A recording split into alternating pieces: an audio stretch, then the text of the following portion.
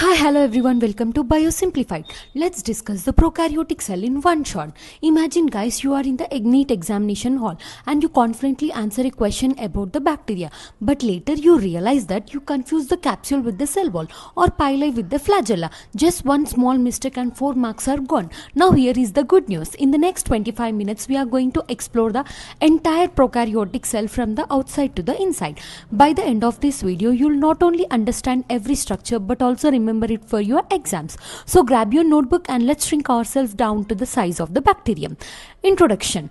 Before we study the structures, let's answer one basic question guys. What exactly is a prokaryotic cell? Actually, prokaryotic cell is a simple single-celled organism that does not have a true nucleus and does not contain the membrane-bound organelles. The word prokaryote comes from the two Greek words.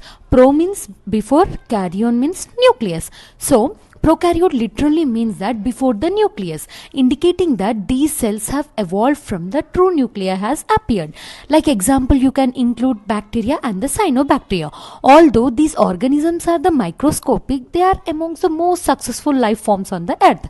They are present in soil, you can see in water, air, inside our body too, and even in extreme environments like the hot springs. And why we need to study the prokaryotic cell? You might be wondering, why is this topic so important? Because the prokaryote cells are asked repeatedly in the NEET, like in university exams and even in the competitive biology exams. Many questions test small differences. For example, which structure stores the food and which structure is going to help in attachment and which structure in the bacteria helps in movement. If you understand the logic instead of memorizing the isolated fact, these questions become very easy. Let's begin with the size. Actually, the prokaryotic cells are among the smallest living cells out of all.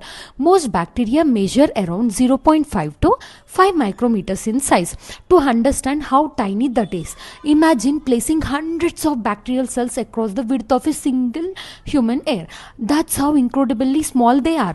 Their small size is actually an advantage because they are tiny nutrients can enter easily and waste can leave quickly and reproduction happens rapidly.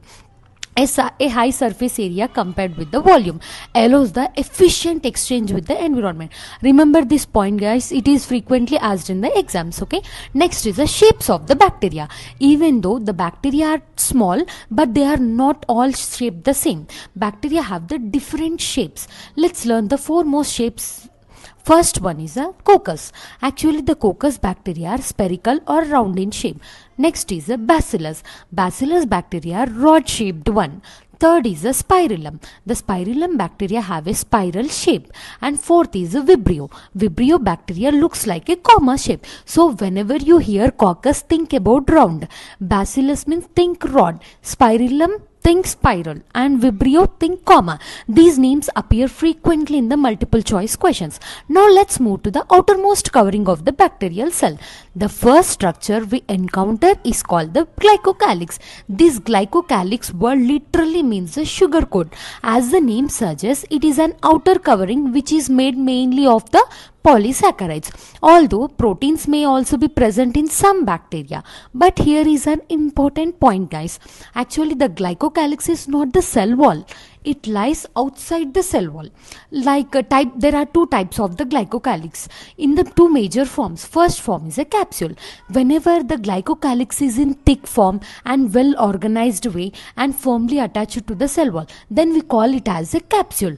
The functions of capsule are, it is going to protect the bacteria against drying out and protects from the phagocytosis and also increase the disease causing ability in many bacteria. Second form is a slime layer. If the glycocalyx is thin and loosely arranged and easily removable, then we call it as a slime layer. Functions are, it helps bacteria stick to the surfaces and help form the biofilms, offers some protection also. Quick comparison, think of it this way. A capsule is like a tightly fitted helmet. A slime layer is like a loose raincoat. Both protect the bacterium, but one is firmly attached and while the other is loosely attached. So far we have learned what a prokaryotic cell is and why it is important, its size and different bacterial shapes, and the glycocalyx includes the capsule and the slime layer. In the next part, we'll move one layer deeper and study the bacterial cell wall, understand what peptidoglycan is and what it is made up of, and let's compare the gram positive with the gram negative bacteria